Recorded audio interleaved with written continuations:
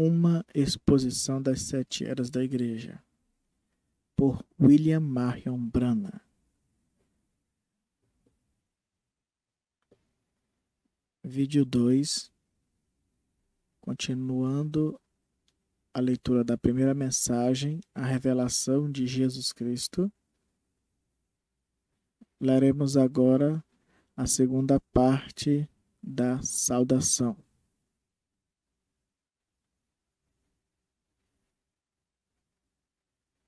Agora, essa é a revelação. Jesus Cristo é Deus. O Jeová do Velho Testamento é o Jesus do Novo. Não importa quanto você tente, você não pode provar que há 3 deuses. Porém, é também necessária uma revelação pelo Espírito Santo para fazê-lo compreender a verdade de que Ele, Deus, é um. É necessária uma revelação para ver que o Jeová do Velho Testamento é o Jesus do Novo. Satanás entrou furtivamente na igreja e cegou as pessoas para esta verdade. E quando elas foram cegadas para isto, não demorou muito até que a igreja de Roma parasse de batizar em nome do Senhor Jesus Cristo. Eu admito que é necessária uma verdadeira revelação do Espírito Santo para ver a verdade sobre a divindade nestes dias, quando nós estamos no meio da perversão de tanta escritura. Mas a igreja prevalecente e vencedora está edificada sobre a revelação. Por essa razão, podemos esperar que Deus revele sua verdade para nós.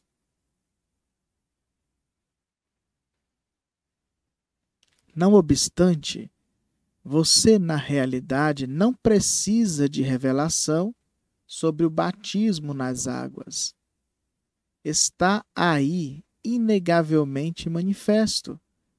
Teria sido possível que os apóstolos por um minuto se desviassem de uma ordem direta do Senhor para batizar no nome do Pai e do Filho e do Espírito Santo e então serem encontrados em desobediência voluntária?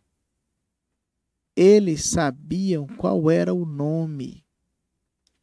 E não há nenhum lugar na Escritura onde eles batizaram de alguma outra maneira, a não ser no nome do Senhor Jesus Cristo. O bom senso diria a você que o livro de Atos é a igreja em ação. E se eles assim batizavam, então essa é a maneira de se batizar.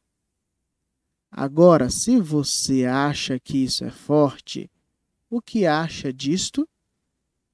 Qualquer um que não estivesse batizado no nome do Senhor Jesus tinha que ser batizado novamente.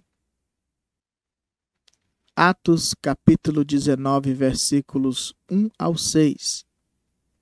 E sucedeu que, enquanto Apolo estava em Corinto, Paulo, tendo passado por todas as regiões superiores, chegou a Éfeso e, achando ali alguns discípulos, disse-lhes: Recebestes vós já o Espírito Santo quando crestes?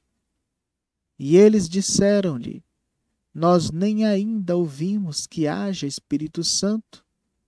Perguntou-lhes então: Em que sois batizados então? E eles disseram: No batismo de João.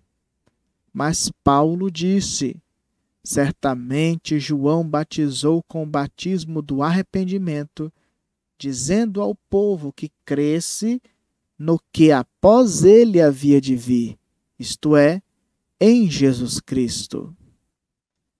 E os que ouviram foram batizados em nome do Senhor Jesus.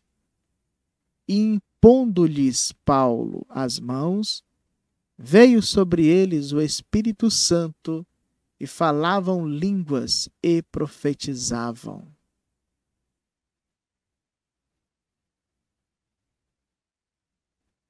Aí está. Estas boas pessoas em Éfeso tinham ouvido sobre o Messias que viria. João tinha pregado sobre ele.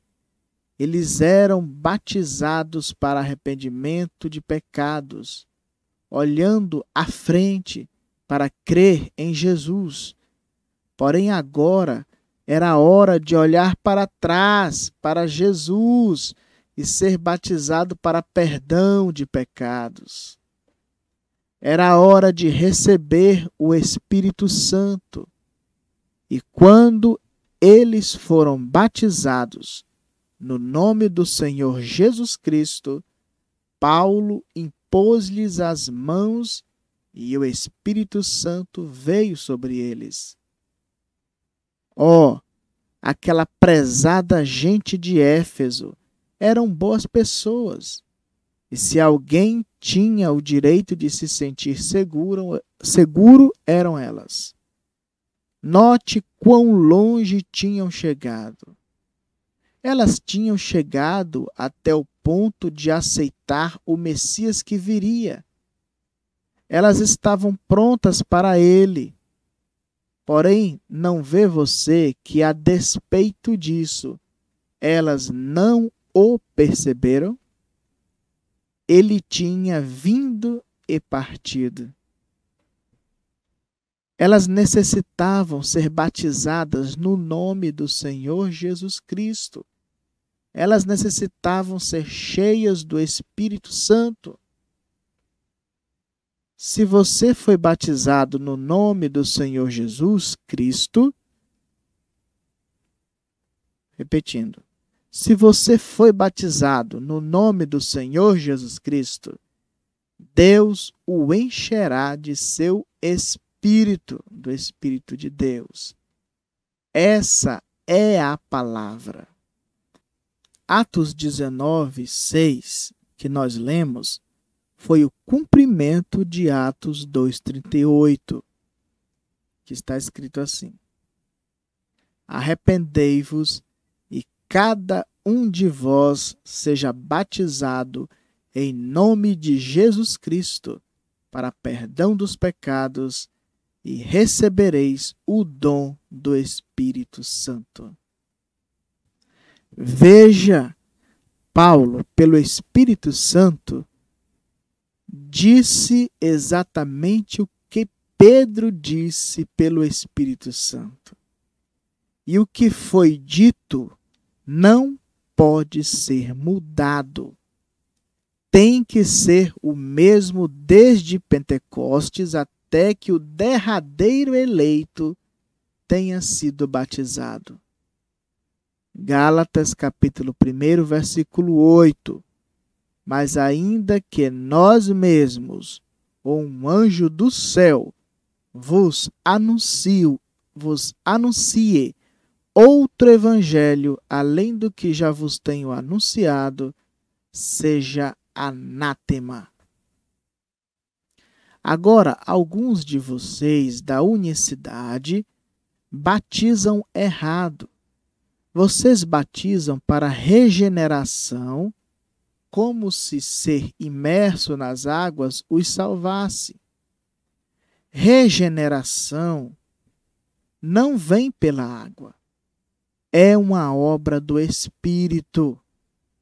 O homem que pelo Espírito Santo deu a ordem: arrependei-vos e cada um de vós seja batizado em nome do Senhor Jesus, não disse que a água regenerava.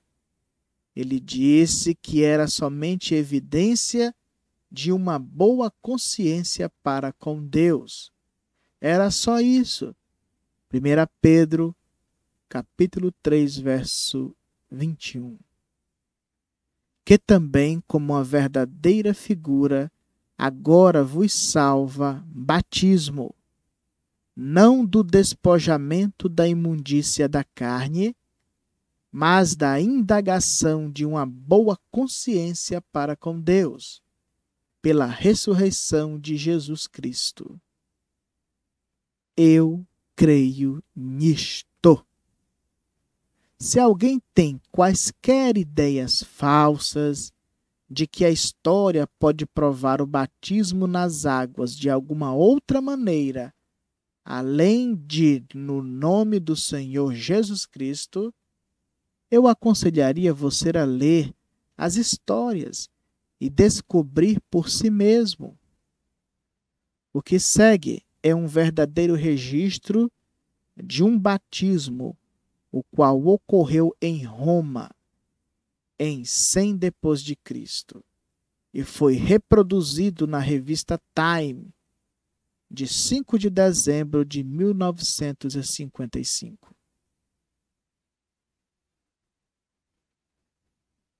Abre aspas. Aqui vai ser o que está escrito nessa revista.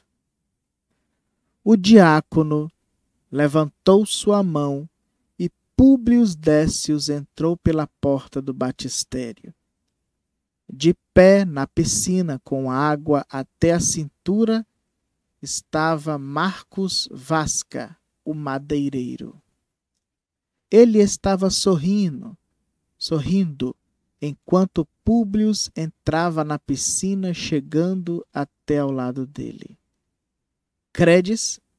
Ele perguntou. Credo, respondeu Públio.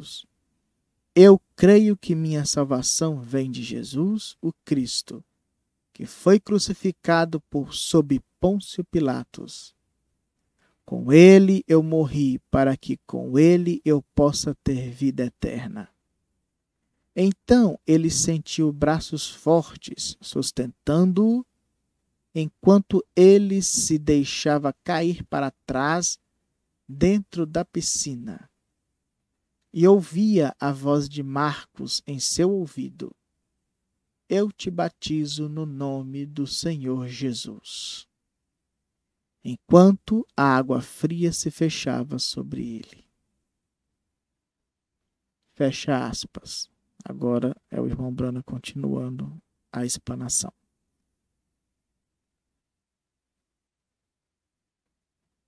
Até o ponto em que se perdeu a verdade e não retornou até esta última era, isto é, desde Niceia até a virada deste século, eles batizaram no nome do Senhor Jesus Cristo. Mas ela voltou. Satanás não pôde reter a revelação quando o Espírito deseja dá-la. Sim, se houvesse 3 deuses, você poderia muito bem batizar por um Pai, e um Filho e um Espírito Santo. Porém, a revelação dada a João foi que há um Deus e seu nome é Senhor Jesus Cristo. E você batiza por um Deus e somente um. É por isso que Pedro batizou da maneira que fez em Pentecostes. Ele tinha que ser fiel à revelação que era: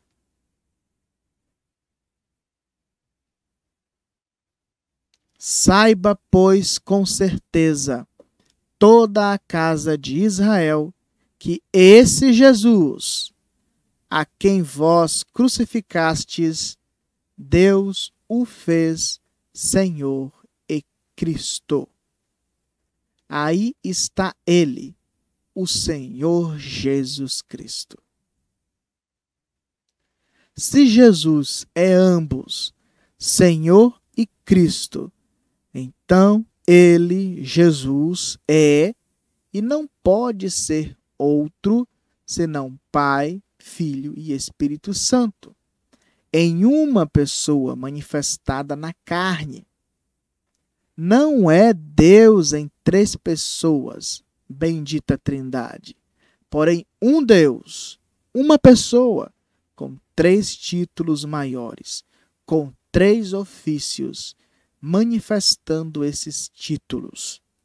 Ouça uma vez mais. Este mesmo Jesus é ambos, Senhor e Cristo. Senhor, Pai, e Cristo, Espírito Santo, são Jesus. Pois ele, Jesus, é ambos, Senhor e Cristo. Se isso não nos mostra a verdadeira revelação da divindade, nada o fará. Senhor não é um outro. Cristo não é um outro. Este Jesus é o Senhor Jesus Cristo, um Deus. Filipe um dia disse para Jesus: Senhor, mostra-nos o Pai, o que nos basta.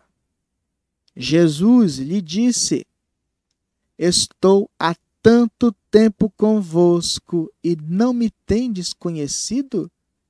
Quem me vê a mim, vê o Pai. Portanto, por que dizes tu, mostra-nos o Pai? Eu e meu Pai somos um.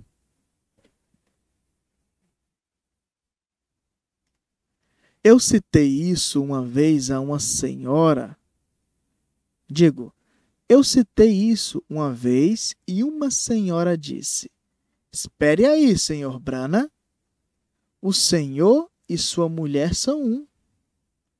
Eu disse: Não dessa maneira. Ela disse: Como disse? Então eu lhe disse: A senhora me vê?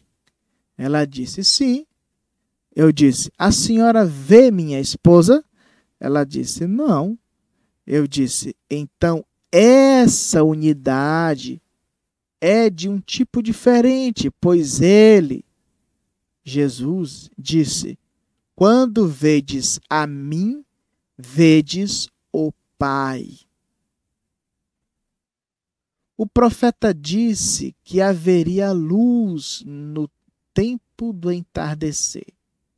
No hino está escrito: haverá luz no tempo do entardecer. A vereda para a glória você seguramente encontrará. No caminho para as águas, essa é a luz hoje. Sepultado no precioso nome de Jesus, jovens e velhos, arrependei-vos de todo o vosso pecado. O Espírito Santo seguramente entrará. A luz do entardecer chegou. É fato que Deus e Cristo são um. Não faz muito tempo, eu estava falando com um rabino judeu. Ele me disse: Vocês, gentios, não podem dividir Deus em três pedaços e dá-lo a um judeu. Nós sabemos que não é assim. Eu lhe disse: É exatamente este ponto, rabino. Nós não dividimos Deus em três pedaços. O Senhor crê nos profetas, não crê? Ele disse: Certamente que creio. O Senhor crê em Isaías 9:6? Sim. De quem o profeta estava falando? Do Messias. Eu disse: Que relação terá o Messias com Deus? Ele disse, o rabino disse: Ele será Deus. Eu disse: Isso é correto. Amém. Você não pode colocar Deus em três pessoas ou três partes. Você não pode dizer a um judeu que há um Pai e um Filho e um Espírito Santo. ele lhe dirá imediatamente de onde veio essa ideia. Os judeus sabem que este credo foi estabelecido no Concílio de Nicéia. Não é de admirar que eles escarneçam de nós como pagãos. Nós falamos sobre um Deus que não muda. Os judeus creem isso também. Porém, a igreja mudou o seu Deus imutável de 1 para 3. Mas a luz está retornando ao entardecer. Quão extraordinário é que esta verdade tenha vindo no tempo quando os judeus estão retornando para a Palestina. Deus e Cristo são um. Este Jesus é ambos, Senhor e Cristo. João teve a revelação. E Jesus era a revelação. E ele, Jesus, apresentou-se bem aqui na Escritura. Eu sou aquele que era, que é e que há de vir, o Todo-Poderoso. Amém. Se a revelação está além do seu alcance, olhe para cima e busque a Deus para isto. Essa é a única maneira em que você vai alguma vez obtê-la. Uma revelação tem que vir de Deus. Nunca vem por dons naturais humanos, porém por dádiva espiritual. Você pode até mesmo memorizar a Escritura, e ainda que isso seja maravilhoso, isso não servirá. Tem que ser uma revelação de Deus. Diz na palavra que ninguém pode dizer que Jesus é o Cristo, a não ser pelo Espírito Santo.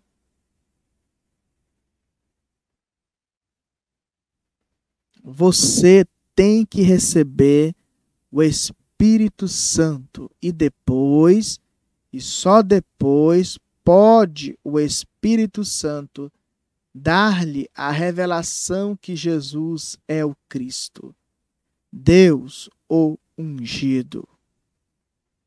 Ninguém sabe as coisas de Deus, senão o Espírito de Deus e aquele a quem o Espírito de Deus as revela.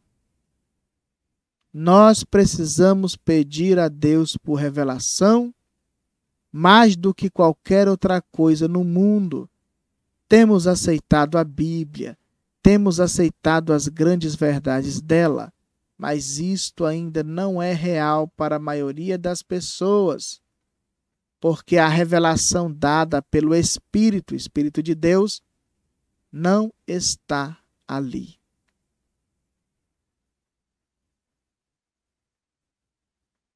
A palavra não foi vivificada.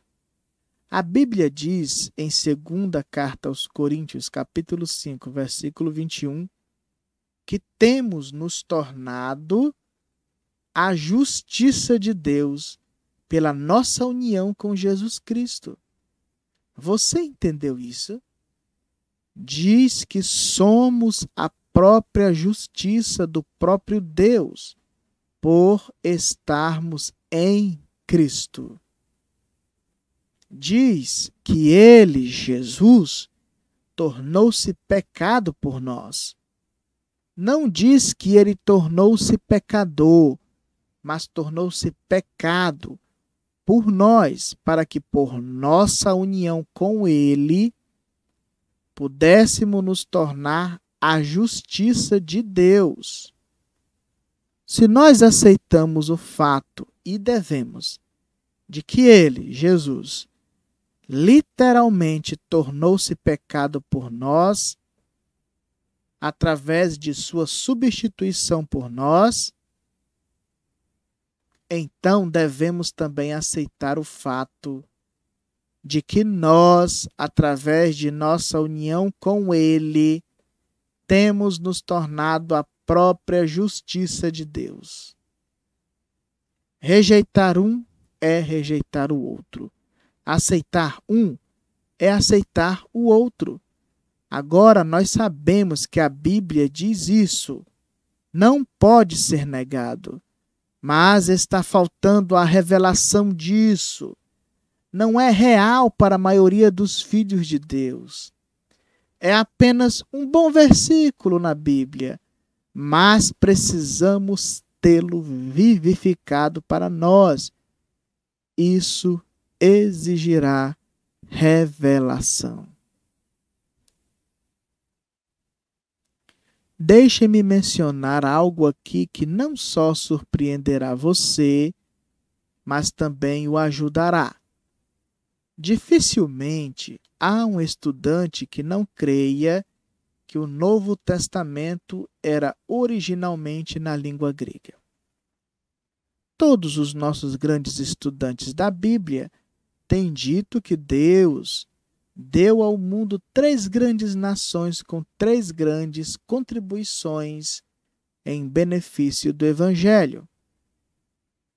Ele deu os gregos, que legaram uma língua universal. Ele nos deu os judeus, que nos legaram uma verdadeira religião e um verdadeiro conhecimento de Deus através do Salvador. Ele nos deu os romanos, que nos legaram um império unificado, com legislação e um sistema de estradas de rodagem. Assim, nós temos a religião verdadeira, a língua para expressá-la a muitas pessoas e o governo e estradas para difundi-la fisicamente. E, historicamente falando, isto parece ser exatamente correto. E hoje nossos eruditos do grego dizem que a língua grega dos dias da Bíblia é tão perfeita e exata que, se um estudante do grego for um refinado e preciso gramático, ele pode verdadeiramente saber com exatidão o que a palavra do Novo Testamento ensina. Mas não é isto somente uma teoria? Isto é verdade?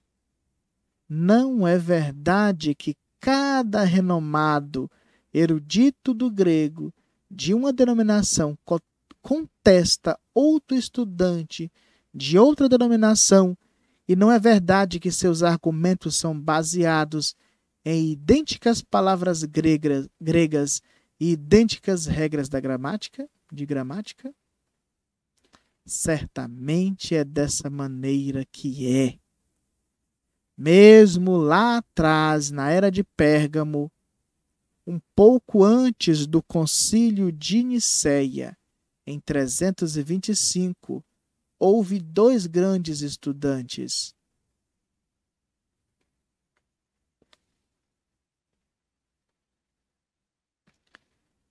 Houve 2 grandes estudantes, Ário e Atanásio, que ficaram travados em combate doutrinário sobre uma palavra grega. Tão intenso e tão universal tornou-se o seu debate que historiadores disseram que o mundo ficou dividido por causa de um ditongo, o som de 2 vogais numa única sílaba. Agora, se o grego é tão perfeito e tão preceituado por Deus, por que houve tal disputa? Certamente Deus não pretendia que todos nós soubéssemos o grego. Hoje mesmo, estamos tendo discussões a respeito do grego. Tome, por exemplo, o livro A Igreja Paralisada de Cristo, radiografada pelo Dr. McCrossan. Nele, ele apresenta numerosas citações de muitos renomados gramáticos do grego e prova para sua própria satisfação que as inalteráveis regras de gramática grega mostram conclusivamente que a Bíblia ensina que um homem é batizado com o Espírito Santo subsequentemente ao Renascimento. Ele também afirma categoricamente que mulheres podem assumir o púlpito porque a palavra profetizar significa pregar.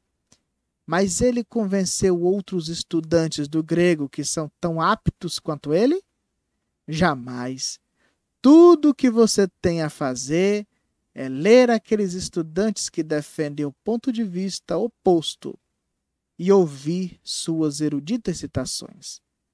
Agora, não somente é verdade o que acabei de dizer, mas vamos um passo mais adiante. Hoje, nós temos alguns estudantes que sustentam que os manuscritos originais foram escritos em aramaico, o qual era a língua de Jesus e do povo de seu dia. É sustentado por eles que as pessoas não falavam e escreviam em grego como é tão comumente suposto. E o fato é que nossos historiadores estão divididos sobre isso.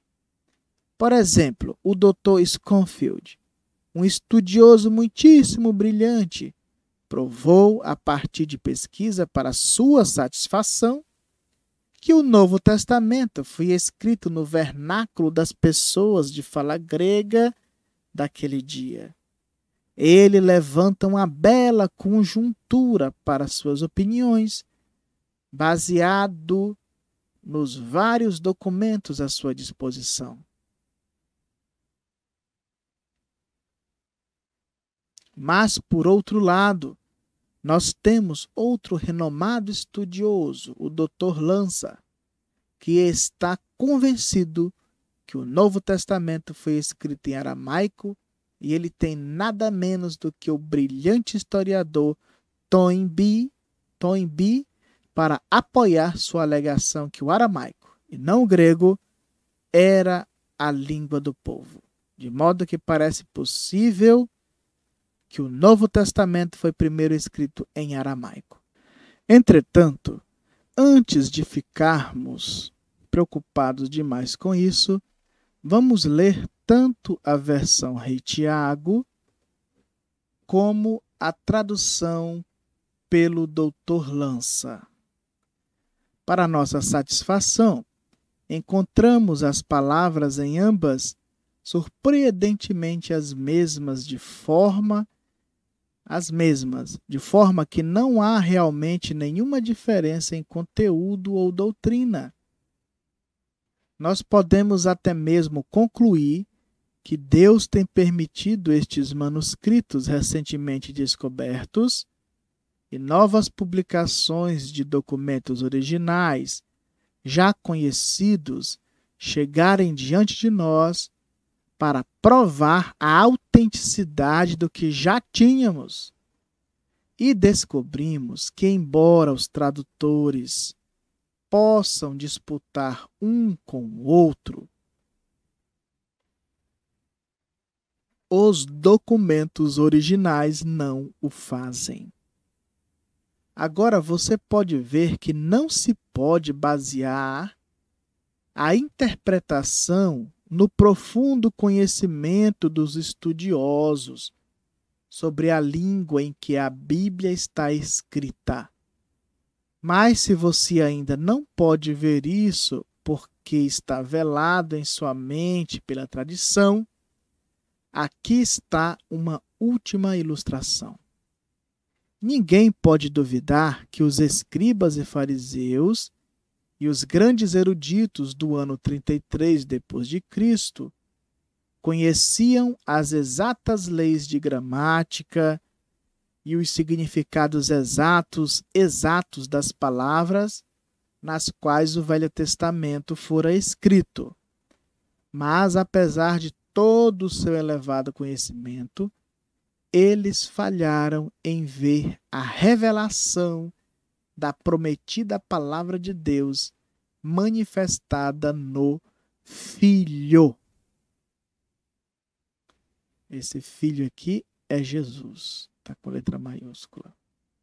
Lá estava ele, o Filho, descrito desde Gênesis até Malaquias, com capítulos inteiros devotados a ele, a Jesus, ao Messias, e seu ministério.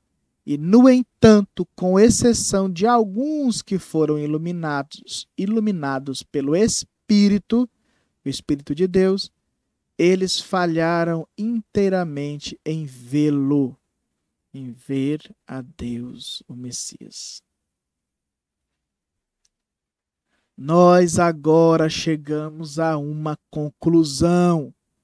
Conclusão essa que já encontramos na palavra. Por mais que creiamos em tentar encontrar os mais antigos e melhores manuscritos para obter o melhor registro possível da palavra, nós nunca conseguiremos o verdadeiro significado dela pelo estudo e comparação das Escrituras, por mais sinceros que sejamos. Aqui está destacado. Será necessária uma revelação de Deus para trazê-la à luz. Isso é exatamente o que Paulo disse. Vou repetir.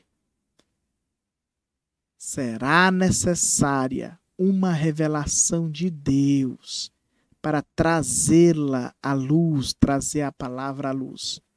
Isso é exatamente o que Paulo disse, as quais, isso está escrito, as quais também falamos, não com palavras de sabedoria humana, mas com as que o Espírito ensina. 1 Coríntios, primeira carta aos Coríntios, capítulo 2, versículo 13. A verdadeira revelação é Deus interpretando sua própria palavra ao vindicar o que está prometido. Agora, que ninguém se engane pelo que eu disse e pense que eu não creio na exatidão da palavra como nós a temos hoje. Eu creio que esta Bíblia é exata. Jesus autenticou completamente o Velho Testamento quando andou aqui na terra. E ele foi compilado exatamente como foi nosso Novo Testamento. Não se engane acerca disso. Nós temos a infalível palavra de Deus hoje. E nenhum homem se atreva a tirar dela ou adicionar a ela. Mas nós precisamos do mesmo Espírito que a deu para ensiná-la a nós. Oh, como necessitamos de revelação pelo Espírito, o Espírito de Deus. Nós não precisamos de uma nova Bíblia, não precisamos de uma nova tradução, embora algumas sejam muito boas, e eu não sou contra elas, mas precisamos da revelação do Espírito. E graças a Deus que podemos ter o que precisamos, pois Deus quer revelar sua palavra a nós pelo seu Espírito, pelo Espírito de Deus. Que Deus possa, pelo seu Espírito, o Espírito de Deus, começar a nos dar contínua revelação vivificante e prevalecente. Oh, se a igreja somente pudesse obter uma revelação fresca e tornar-se, por ela, a viva palavra manifesta. Nós faríamos obras maiores e glorificaríamos Deus, nosso Pai, no céu. Então, nós encerramos esse segundo vídeo aqui. Nós lemos das páginas 14 até a 21. Continuaremos, o Senhor Deus permitindo, no próximo vídeo. Que Deus vos abençoe com a revelação da palavra. Em nome do Senhor Jesus Cristo. Amém.